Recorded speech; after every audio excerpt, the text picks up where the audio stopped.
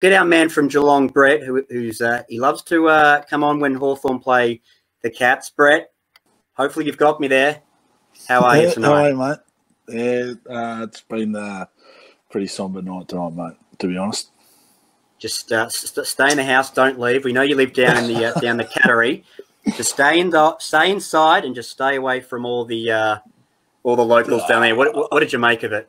Look, it was a wake-up call. It's you're looking back 10, 12 weeks from round one. You're looking at probably, I don't know, a different sort of structure, I guess, from round one. I'm guessing that obviously the training and all that mustn't help. But look, a few of the things that worried me at the start of the year were just come to fruition tonight against the Cats, and what were they? What were they? Well, Bruce, for one, I think. I don't know what's going on with him. I think his little cleverness now is not as clever as what it was back in 15 because of the way the team was, I guess. Yeah. So his little tap-ons and all that, not grabbing the ball when he should be grabbing it, and like we probably got away with it because we had blokes like Cyril and Poppy as a young, a lot younger then, and we just sort of it worked back in those days. Now it doesn't work. Poppy doesn't seem to be running onto those balls. Just seems to be a bit older. I think Poppy's I'm a big fan of Poppy and always have been a big fan of Poppy, but I think he's just holding on.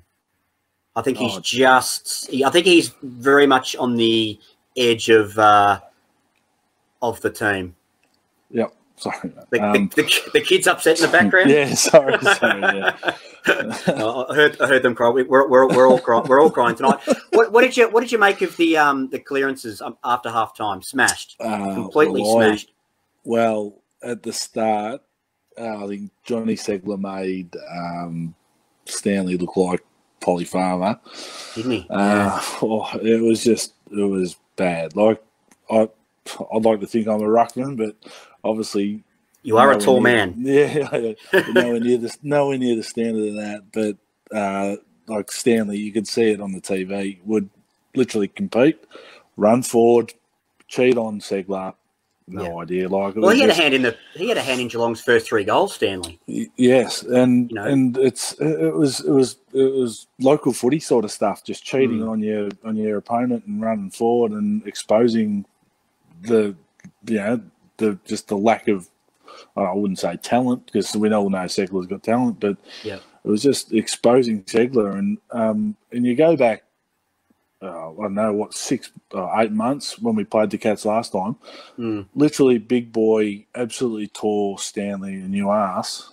Yes. And we're sitting there going, saying Stanley's the worst ruckman in the AFL, and now Stanley's just tore our ruckman. I don't even think Geelong really rate him because didn't they drop him for the final last year?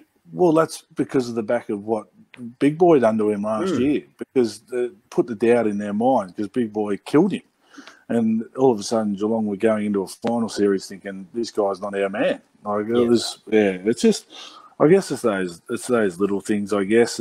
But I mean, I went live on Facebook before and had to put up with all the boys, riffing me, I guess, which is I throw it out there, so I've got to. I've got to deal with it. It's just those. It's just the little things. It's not panic stations. I mean, it's one game into. You look at the game last night. Well, that was awful. They played awful. We played awful. Geelong played better. I mean, we can redeem ourselves next week against the Richmond, who will. I mean, we do have a tough. I mean, we do have a tough schedule. I mean, it's not like the AFL to I mean, we'll probably be sent to Perth in the hub there, knowing the AFL. But Richmond next week.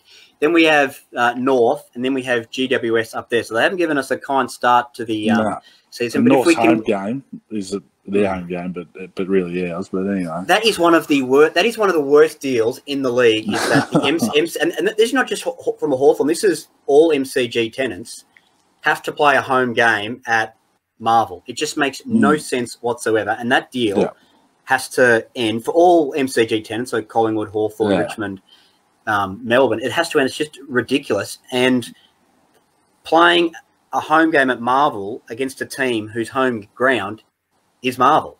Yeah, it's just absolutely ridiculous. What did you make of Patton's game? Obviously, didn't have a massive impact and ball didn't get down there much, but I think he's played 2 games in pretty much 2 years.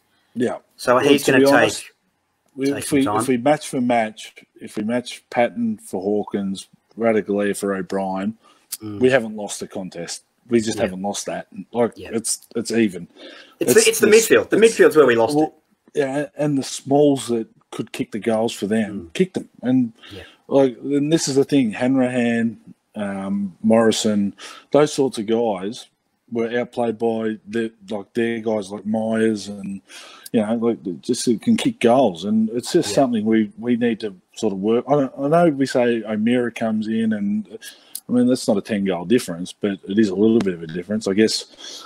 But it'll free up your Warpedos, like I said last night. I know I predicted this by 40 points. And we all get predictions wrong.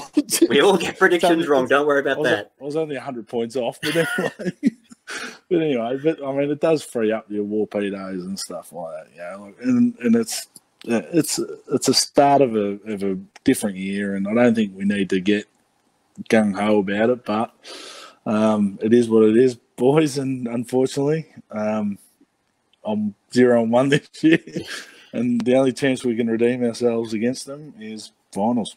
In a final. Absolutely. Brett, thank you for joining me. We love getting you on when we play the Cats, and hopefully we can get you on again later in the season if we do play Geelong in a final. Thanks for joining me. Guys. Catch ya.